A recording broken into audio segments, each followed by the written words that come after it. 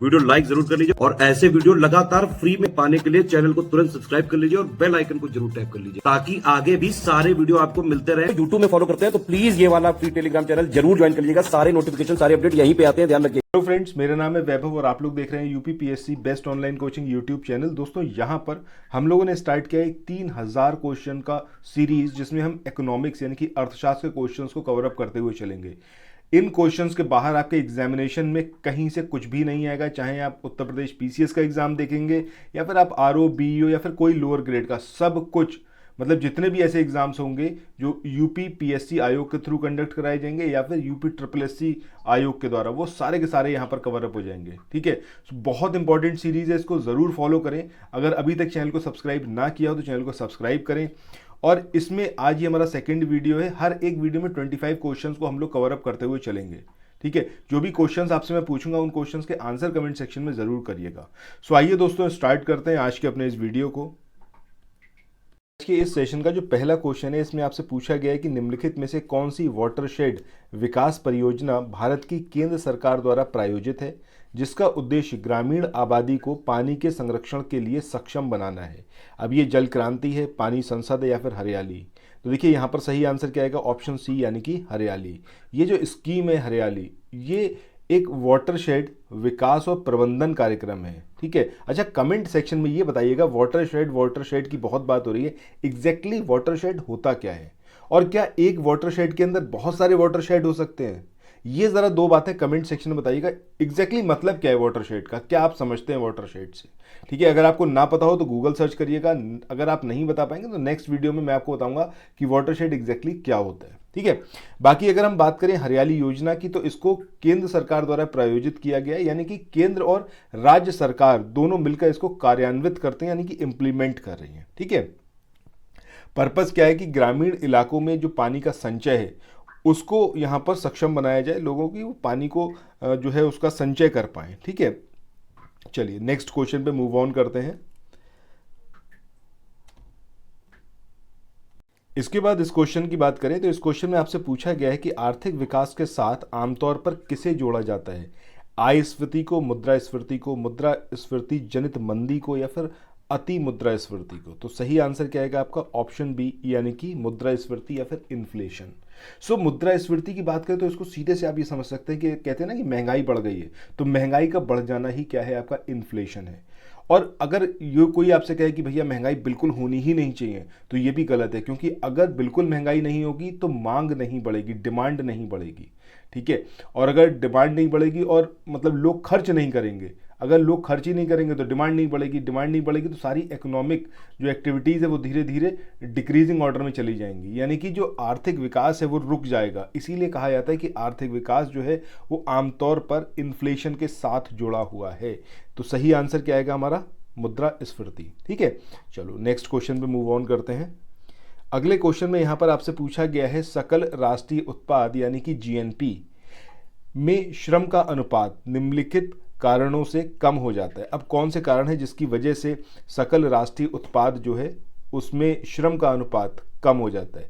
कीमतें मजदूरी से कम रहती हैं, लाभ कीमतों से कम होता है, या फिर कीमतें लाभ से कम होती हैं, या फिर मजदूरी कीमतों से कम होती है। अच्छा, यहाँ पर हम देखें, ये सारी बात करें इससे पहले ये वाली बात समझना ज़रूरी है कि भैया ये सकल राष्ट्रीय उत्पाद जो है एग्जैक्टली होता क्या है।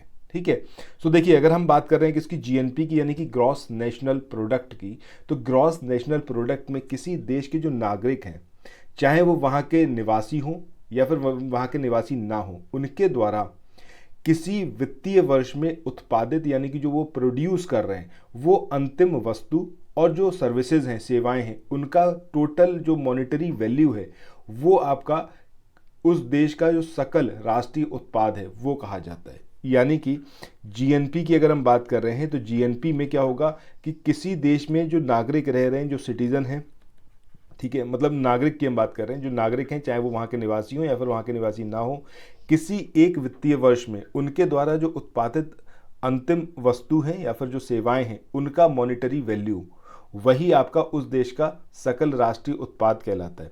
अगर जीएनपी के फॉर्मूले की बात करें तो जीएनपी का फॉर्मूला क्या होता है आपका, जीडीपी प्लस विदेश से अर्जित आय, विदेश से अर्जित शुद्ध आय, ठीक है, नेट इनकम, ये इसका फॉर्मूला होता है, इसको जरूर याद रखिएगा। GNP equals to GDP plus विदेश से अर्जित शुद्ध आय। अच्छा, यहाँ पर एक चीज़ और याद रखनी है कि सकल राष्ट्रीय आय यानी कि जो ग्रॉस नेशनल इनकम है, इसकी गणना में जब इसको कैलकुलेट किया जाता है तो विदेश में जो भारत के लोग या फिर हम कहें किसी देश के लोग जो हैं वो बाहर काम कर रहे हैं, उनकी आय को तो जोड़ा जाता है, लेकिन उस देश के अंदर जो विदेशी लोग काम कर रहे हैं उनकी आय को यहाँ पर घटा दिया जाता है। ये बात किसकी हो रही है? सकल राष्ट्रीय आय यानी कि ग्रॉस नेशनल इनकम, ठीक है। तो ग्रॉस नेशनल इनकम में क्या होगा कि उस देश के लोग जो बाहर काम कर रहे हैं उनकी आय को जोड़ा जाएगा, लेकिन उस देश के अंदर बाहर के जो लोग काम कर रहे हैं, विदेशी जो काम कर रहे हैं, उनकी आय को घटा दिया जाएगा। सो यहाँ पर आपको दो चीज़ें समझ में आई, एक तो हो गया आपका सकल राष्ट्रीय उत्पाद, ठीक है, और दूसरा सकल राष्ट्रीय आय। अब हम यहाँ पर बढ़ते हैं कि भाई इस क्वेश्चन का आंसर क्या होने वाला है।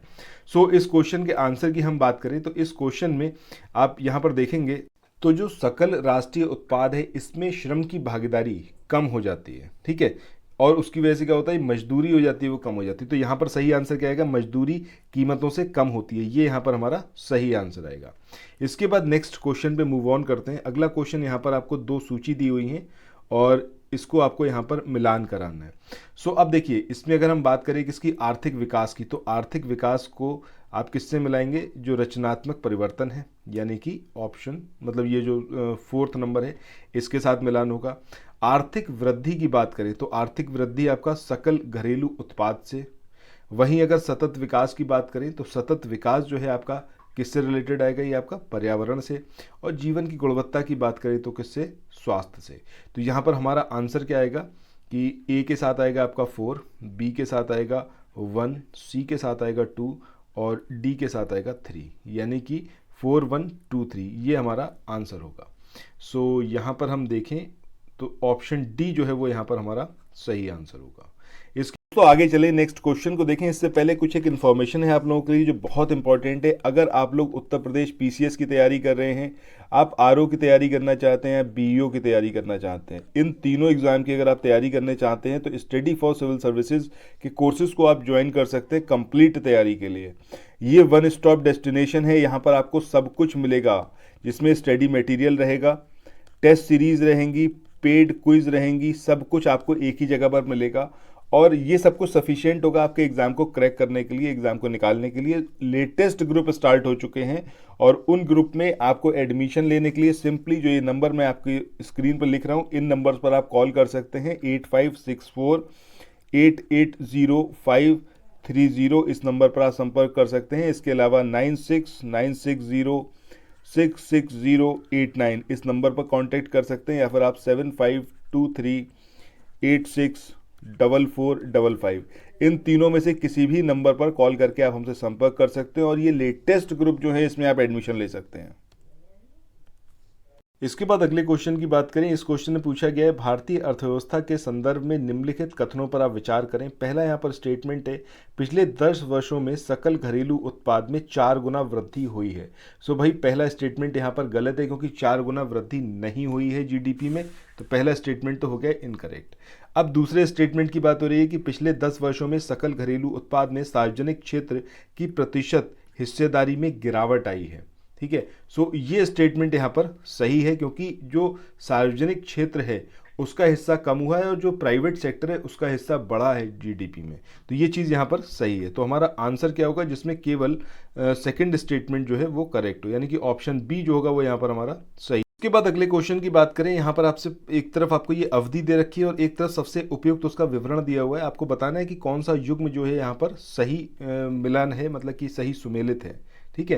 तो सबसे पहले यहाँ पर अगर मेल्ट डाउन की बात करें तो मेल्ट डाउन जो सिक्योरिटीज़ होती हैं, जो मॉर्गेजेस होती हैं, उनकी स्थिति को दर्शाता है, उनकी गिरावट की स्थिति को दर्शाता है। तो यहाँ पर जो स्टॉक की कीमतों में गिरावट है, ये चीज़ एकदम सही मैच है, तो पहला वाला तो यहाँ पर करेक्ट है। दूसरा, अगर मंदी की बात करें, फिर रिसेशन की बात करें, तो रिसेशन में क्या होता है, जो इकोनॉमिक एक्टिविटीज़ होती हैं, जो इंडस्ट्रियल मतलब ग्रोथ हो रही होती है, वो सब कुछ जो होती है संकुचन की स्थिति में पहुंच जाती है, यानी कि वो डिक्रीजिंग ऑर्डर में चली जाती है। सो यहाँ पर ये जो विकास दर में गिरावट की बात हो रही है, ये चीज़ यहाँ पर गलत है, क्योंकि विकास दर में गिरावट की बात नहीं होती, उसमें बात होती है व्यावसायिक और औद्योगिक चक्रों के संकुचन की जो स्थिति होती है उसको दर्शाता है रिसेशन, ठीक है। तो ये चीज़ यहाँ पर इनकरेक्ट है। इसके बाद स्लो डाउन की बात करें तो स्लो डाउन में क्या होता है, जो आर्थिक क्रियाएं होती हैं उसमें जो होता है डिक्रीमेंट होता है। अब यहाँ पर जीडीपी में गिरावट से मतलब नहीं है उस बात का, उसका बात का मतलब क्या है, आर्थिक क्रियाओं में जो ह्रास की स्थिति होती है उसकी बात हो रही है, ठीक है। सो इस तरीके से यहाँ पर देखें तो केवल पहला वाला जो है वो सही है, यानी कि ऑप्शन ए जो यहाँ पर है वो सही है, ठीक है। इसके बाद मूव ऑन करते हैं नेक्स्ट क्वेश्चन पे। इसके बाद इस क्वेश्चन की बात करें तो इसमें पूछा गया है 1991 में अपनाई गई आर्थिक नीति की मुख्य रणनीति क्या थी। उदारीकरण थी, निजीकरण थी, या फिर वैश्वीकरण, या फिर उपरोक्त सभी। तो सही आंसर क्या आएगा आपका, ऑप्शन डी यानी कि उपरोक्त सभी। 1991 में जो नई आर्थिक नीति अपनाई गई थी वो आपका उदारीकरण, निजीकरण और वैश्वीकरण तीनों का सम्मिलित रूप था, यानी कि सही आंसर ऑप्शन डी होगा। इसके बाद नेक्स्ट क्वेश्चन की बात करें, यहाँ पर आपसे पूछा गया है भारत में आर्थिक उदारीकरण इसकी शुरुआत हुई थी औद्योगिक लाइसेंसिंग नीति में पर्याप्त परिवर्तन के बाद, या फिर भारतीय रुपए की परिवर्तनशीलता, या फिर प्रत्यक्ष विदेशी निवेश के लिए प्रक्रियात्मक औपचारिकताओं को दूर करना, या फिर कर दरों में महत्वपूर्ण कमी। तो सही आंसर ऑप्शन ए आएगा, यानी कि औद्योगिक लाइसेंसिंग नीति में पर्याप्त परिवर्तन। अब 1991 ये उस टाइम की बात है जब नरसिम्हा राव की सरकार थी, यानी कि वो प्रधानमंत्री थे, ठीक है। तो उस टाइम पर नई आर्थिक नीति इसको अपनाया गया और 24 जुलाई 1991 को इसको अपनाया गया था, ठीक है। तो 24 जुलाई 1991 को जो नई औद्योगिक नीति घोषित हुई थी उस नीति में 18 यानी कि 18 प्रमुख उद्योगों को छोड़कर अन्य सभी उद्योगों को लाइसेंस से मुक्त कर दिया गया था। तो सही आंसर क्या आएगा, ऑप्शन ए यानी कि औद्योगिक लाइसेंसिंग नीति में पर्याप्त। इसके बाद नेक्स्ट क्वेश्चन की बात करें। इस क्वेश्चन में पूछा गया है भारत ने अपनाई गई नई आर्थिक नीति के दो घटकों के रूप में स्थिरीकरण और संरचनात्मक समायोजन के संबंध में निम्नलिखित में से कौन सा सही है। पहला है, स्थिरीकरण एक क्रमिक बहुचरणीय प्रक्रिया है, जबकि संरचनात्मक समायोजन एक त्वरित अनुकूलन प्रक्रिया है। दूसरा है, संरचनात्मक समायोजन एक क्रमिक बहुचरणीय प्रक्रिया है, जबकि स्थिरीकरण एक त्वरित अनुकूलन प्रक्रिया है। तीसरा स्टेटमेंट है, स्थिरीकरण और संरचनात्मक समायोजन बहुत समान और पूरक नीतियां हैं और एक दूसरे से अलग करना इन्हें कठिन है। स्थिरीकरण मुख्य रूप से नीतियों के एक समूह से संबंधित है जिसमें केंद्र सरकार द्वारा लागू किया जाना है, जबकि संरचनात्मक समायोजन राज्य सरकारों द्वारा गति में स्थापित किया जाना है। सो यहाँ पर अगर हम बात करें तो सही आंसर क्या आएगा हमारा, ऑप्शन बी, ठीक है। ऑप्शन बी का मतलब क्या हो गया, ऑप्शन बी का मतलब हो गया कि जो संरचनात्मक समायोजन है ये एक क्रमिक बहुचरणीय प्रक्रिया है, जबकि स्थिरीकरण एक त्वरित अनुकूलन प्रक्रिया है, ठीक है। इसको याद रखिएगा। नेक्स्ट क्वेश्चन पे मूव ऑन। इसके बाद नेक्स्ट क्वेश्चन की बात करें, यहाँ पर पूछा गया है भारतीय अर्थव्यवस्था के उदारीकरण का अग्रदूत ये किसे कहा जाता है। अब ये डॉक्टर मनमोहन सिंह हैं, पीवी नरसिम्हा राव हैं, डॉक्टर विमल जालान या फिर पी चिदम्बरम। तो सही आंसर क्या आएगा, ऑप्शन ए यानी कि डॉक्टर मनमोहन सिंह। इनको जो है भारतीय अर्थव्यवस्था के उदारीकरण का अग्रदूत कहा जाता है। नेक्स्ट क्वेश्चन की बात करते हैं। इस क्वेश्चन में यहाँ पर आपसे पूछा गया है कि निम्नलिखित में से कौन सा आर्थिक विकास का प्रमुख कारक नहीं है, ठीक है। जो प्रमुख कारक नहीं है उसके बारे में यहाँ पर बताना है।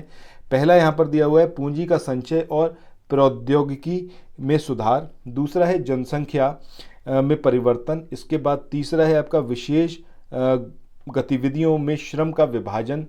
और चौथा है यहाँ पर जिसमें बात करी गई है कि टेक्नोक्रेट और नौकरशाह। अब आपको बताना है कि कौन सा है जो आर्थिक विकास का मुख्य कारक नहीं है। तो सही आंसर क्या आएगा आपका, ऑप्शन डी यानी कि टेक्नोक्रेट और नौकरशाह। ये आर्थिक विकास का प्रमुख कारक नहीं है, मतलब मेन फैक्टर नहीं है। इसके बाद नेक्स्ट क्वेश्चन की बात करें। इस क्वेश्चन में यहाँ पर आपसे पूछा गया है किसी देश की आर्थिक वृद्धि का सबसे उपयुक्त माप ये क्या है। अब ये सकल घरेलू उत्पाद है, शुद्ध घरेलू उत्पाद है, शुद्ध राष्ट्रीय उत्पाद है, या फिर प्रति व्यक्ति उत्पाद है। तो सही आंसर क्या आएगा आपका, ऑप्शन डी यानी कि प्रति व्यक्ति उत्पाद। ये किसी भी देश की आर्थिक वृद्धि का सबसे उपयुक्त माप है। इसके बाद नेक्स्ट क्वेश्चन की बात करते हैं। इस क्वेश्चन में यहाँ पर आपसे पूछा गया है किसी देश में जीवन स्तर का प्रतिनिधित्व किसके द्वारा किया जाता है। गरीबी अनुपात के, प्रति व्यक्ति आय, राष्ट्रीय आय, या फिर बेरोजगारी दर। तो सही आंसर यहाँ पर क्या आएगा? ऑप्शन बी यानी कि प्रति व्यक्ति आय, ये यहाँ पर हमारा सही आंसर आएगा। इसके बाद नेक्स्ट क्वेश्चन की बात करते हैं, क्वेश्चन नंबर 39। सो इस क्वेश्चन में यहाँ पर पूछा गया है कि मौजूदा कीमतों पर प्रति व्यक्ति आय की वृद्धि दर स्थिर कीमतों पर प्रति व्यक्ति आय की तुलना में अधिक है क्योंकि बाद की दर को ध्यान में रखा जाता है। अब यहाँ पर आपको बताना है इसका जनसंख्या वृद्धि है, मूल स्तर में वृद्धि है, या फिर पैसों की आपूर्ति में वृद्धि, या फिर मजदूरी दर में वृद्धि। तो सही आंसर क्या आएगा यहाँ पर? ऑप्शन बी यानी कि मूल्य स्तर में वृद्धि। सो मौजूदा कीमतों पर प्रति व्यक्ति आय की वृद्धि दर स्थिर कीमतों पर प्रति व्यक्ति आय की तुलना में अधिक है क्योंकि बाद की दर को ध्यान में रखा जाता है, मूल्य स्तर में वृद्धि। ठीक है, चलो इसके बाद नेक्स्ट क्वेश्चन पे चलते हैं, क्वेश्चन नंबर 40। इस क्वेश्चन में यहाँ पर पूछा गया है भारत में प्रति व्यक्ति आय 1867-68 में 20 रुपये थी। इसका पता पहली बार किसके द्वारा लगाया गया था? अब ये मतलब 1867-68 में 20 रुपये प्रति व्यक्ति आय थी हिंदुस्तान के लोगों की, ये कैसे पता चला? किसने इसको अब सबसे पहले पता लगाया? तो सही आंसर ऑप्शन डी यानी कि दादा भाई नौरोजी। इसके बाद नेक्स्ट क्वेश्चन की बात करते हैं। यहाँ पर पूछा गया है आपसे कि 1949 में भारत सरकार द्वारा नियुक्त राष्ट्रीय आय समिति के अध्यक्ष कौन थे?